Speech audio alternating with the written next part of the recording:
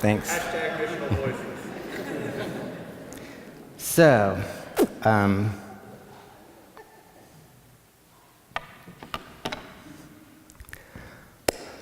thanks. My name's Christian, and I am an empowered lay person in the Diocese of Los Angeles.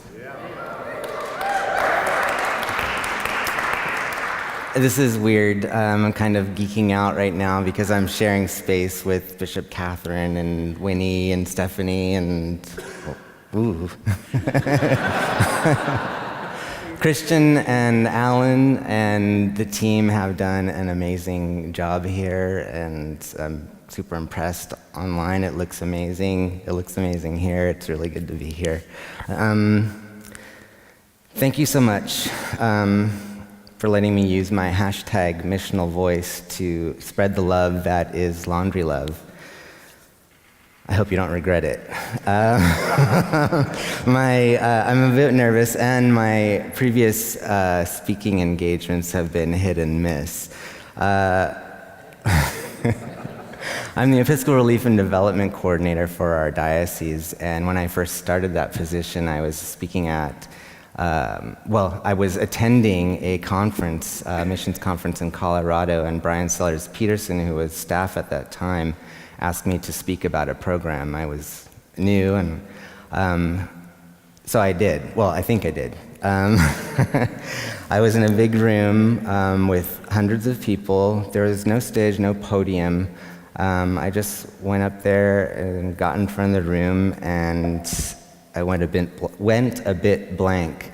And my wife told me later there were a lot of ums and ahs, which you might encounter today from me.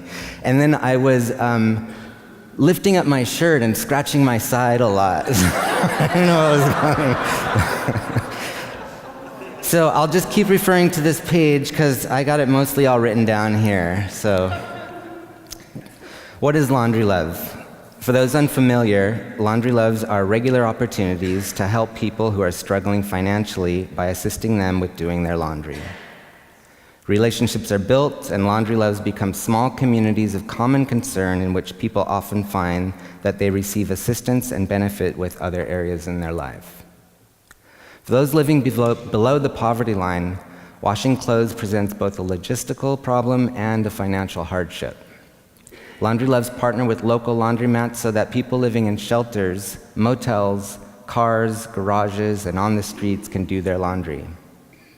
It is our mission to take laundromats and convert them into hubs of relief. The cool thing is that Laundry Love's an open source idea, and anybody can do it. Literally anybody can do it. Call me, I'll help you get started. Can I get some water? As a laundry lover, I'm obliged to tell the origin story. Oh, thank you so much.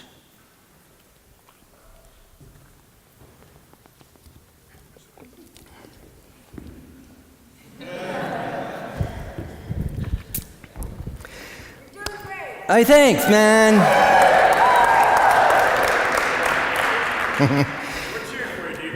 Right on. First, Laundry Love did not start in the Episcopal Church, though as an Episcopalian, I will toot our own horn and say that it has totally taken off across the church.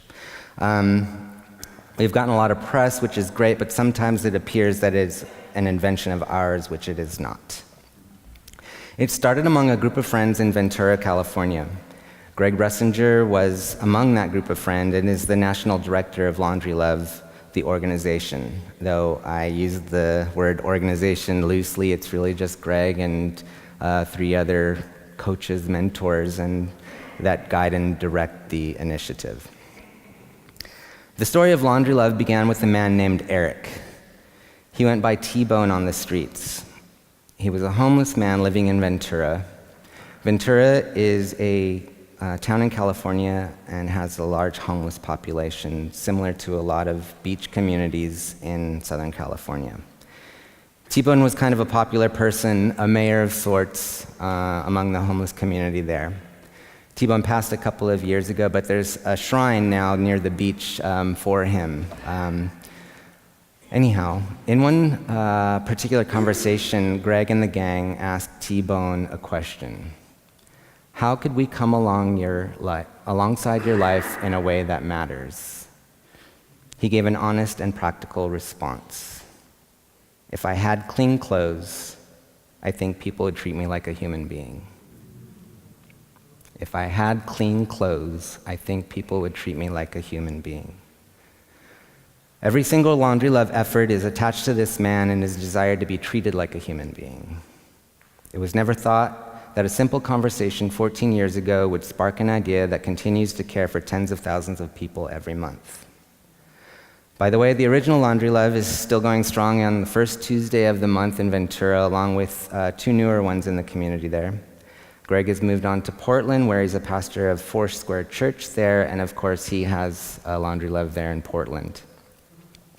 There are now over 200 registered Laundry Loves around the nation, probably a lot more than that. It's hard to get people to register sometimes.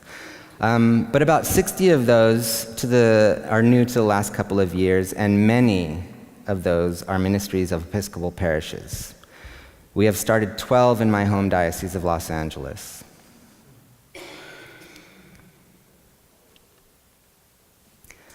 So a little bit about me. I was born and raised in Los Angeles. With some seeds that were planted through my life, when I was a baby, the insistence of my grandmother to have me baptized.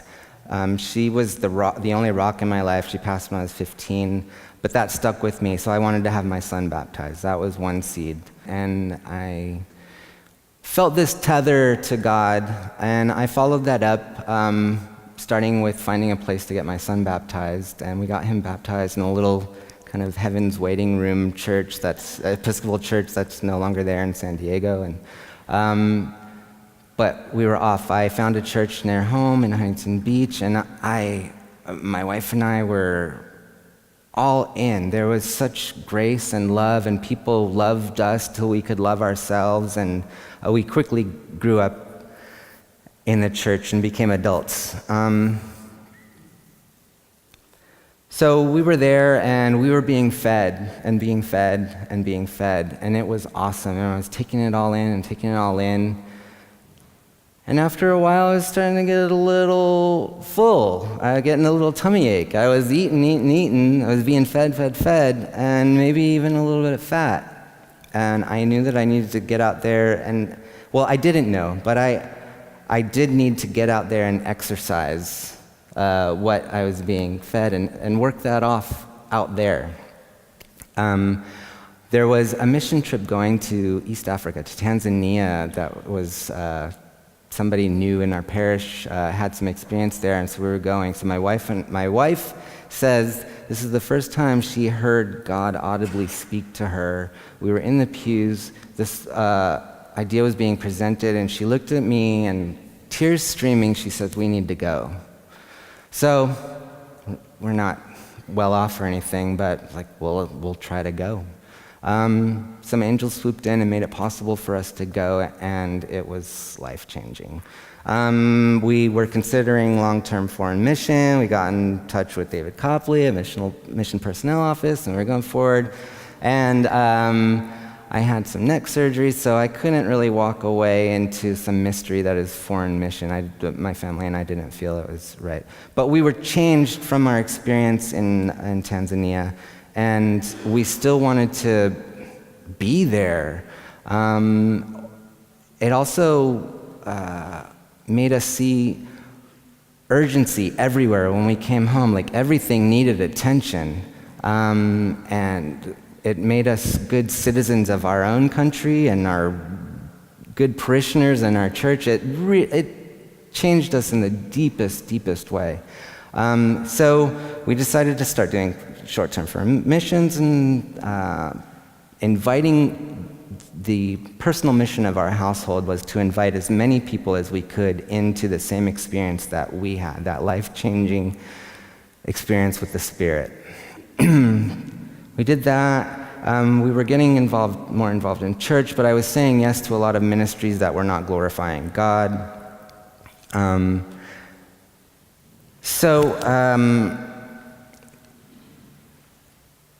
Give me 1 second to relax again. I'll take a sip of water.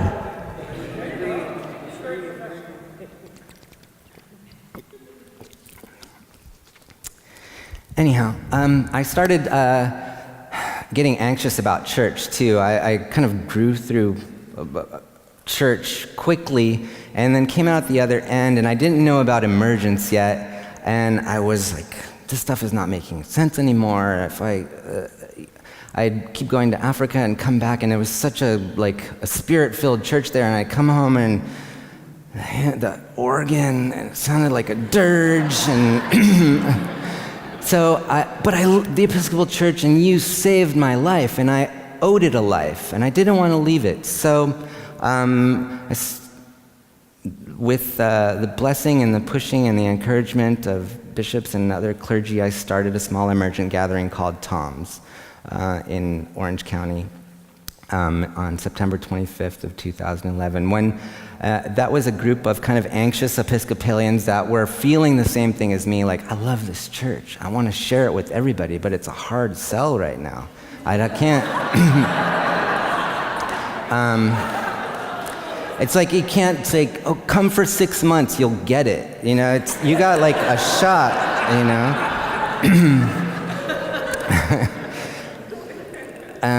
So anyhow, we started this, but when this little TOMS gathering got together, we kind of went through taking an inventory, what do we not want? That was easy. What do we want? Who are we?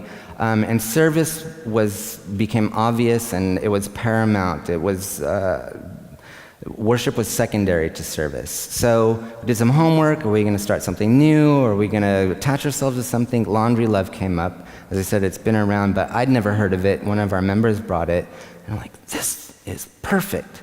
So we're a small, non-tithing, lay-led community. How are we going to do this? So we funded it for a couple of months on our own, and then we had the idea of kind of a ministry to offer people in our diocese, and we invited groups, EFM groups, youth groups, whoever, to come and sponsor and work an evening. And so that's how we got our Laundry Love started.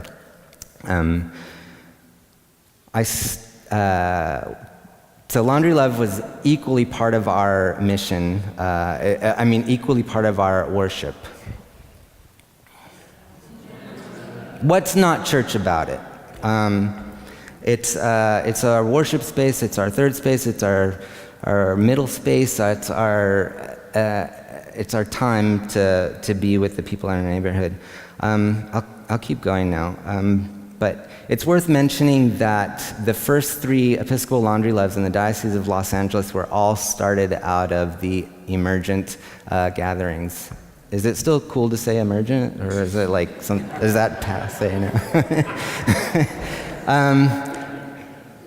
So anyhow, we were getting a lot of press. The one that I do in Huntington Beach was getting a lot of press. We had an NPR story, some news stories, some paper stories, and the national organization reached out to me and asked if I wanted to be a coach. I'm like, well, I'm already doing it, so yeah.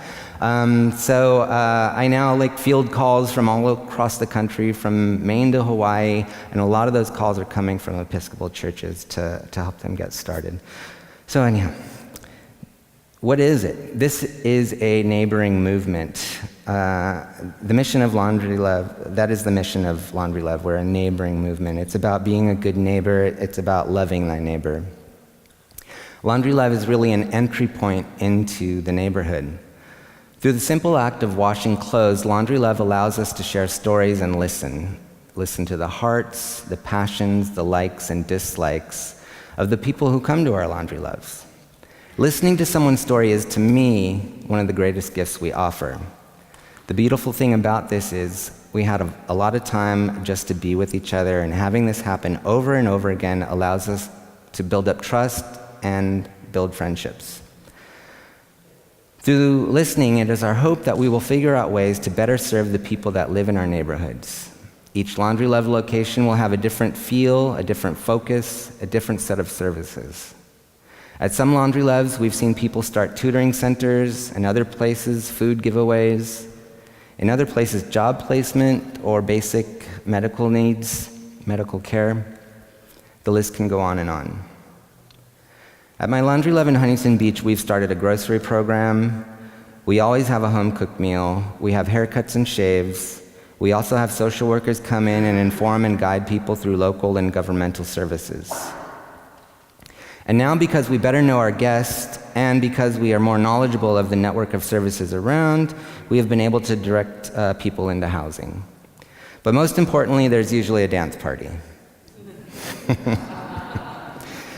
It's very lively, it's controlled chaos, it's beautiful. Laundry Love is meant to be customizable, and it's meant to be contextual to the neighborhood that you live in.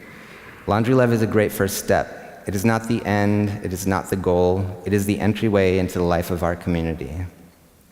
So the secret mission of Laundry Love is ministering to the volunteers.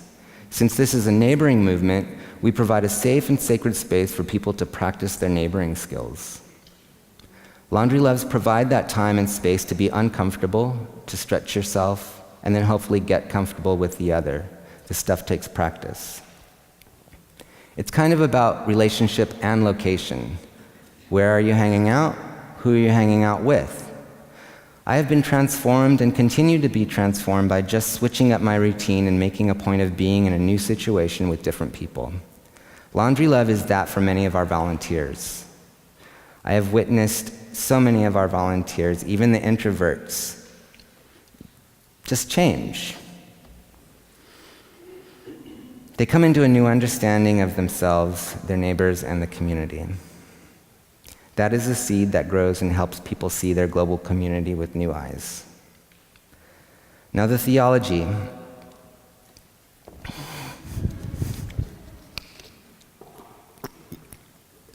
Almost done. Theology. I enjoy getting down with some theology, but we all know about faith without works. For me, it's more about orthopraxy than orthodoxy. At least now, at this point in my life, it makes more sense. I ain't the smartest man in the world, but I've studied.